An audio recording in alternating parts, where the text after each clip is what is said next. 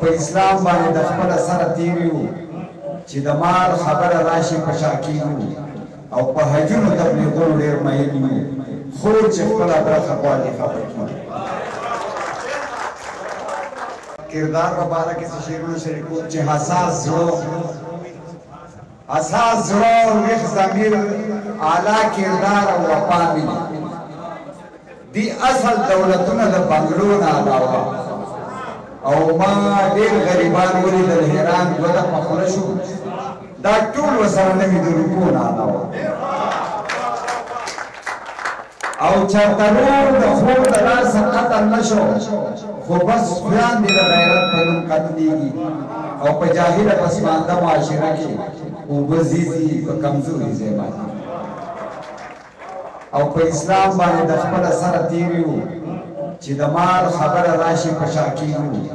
او په حجونو تبلیغونو ډېر مایل یو خو چې خپله برخه غواړي خبر کړي او هیڅ څوک نشته چې د قام په غم غمجن شي معجزه ده چې دا وطن آباد دی او هر وګړی په خپل غم کې اخته دی او د هر یو رهبر منزل اسلام آباد او چېرته چې انصاف مینه یووالی وي هلته په یو بل د خلکو زړه سوځي او دلته کې د ظلم تنور ګرم دی ځکه خو د وچ سره لامده سوځي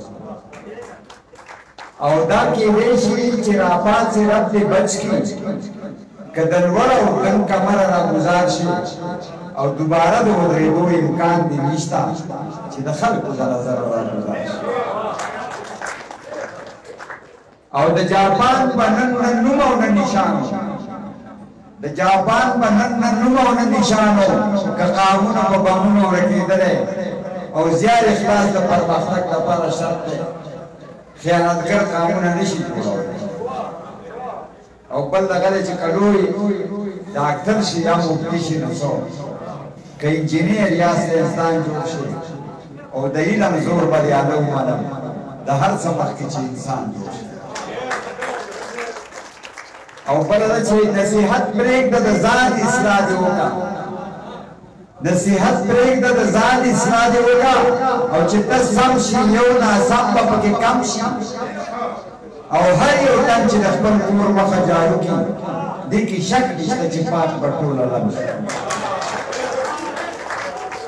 او د دشمن چړې مشوې په مړو پسې ونه کوي دفاع طرف ته هڅې او په هر حال کې درد زمونږ مقدر دی که د ښۍ ډډې لولې او که د ګرځې او بله فکر چې د مودونه مې په ذهن راسپاره دي ستا یادونه دي که سم سړي خواره دي او زما ذهن یې څه داسې منتشر کړو لکه څنګه چې پښتانه خواره واره او بله فکر چې حق اخیستی نه شو حق په سوال غواړو چنګې خولې ګیلو را پیدا شوي او تل به د غټانو چاپلوسي کوو مونږ شکریو لګو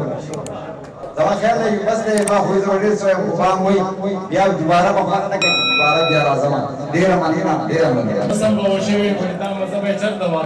ستا چې په راتلو زموږ محفل څومره روښانه دی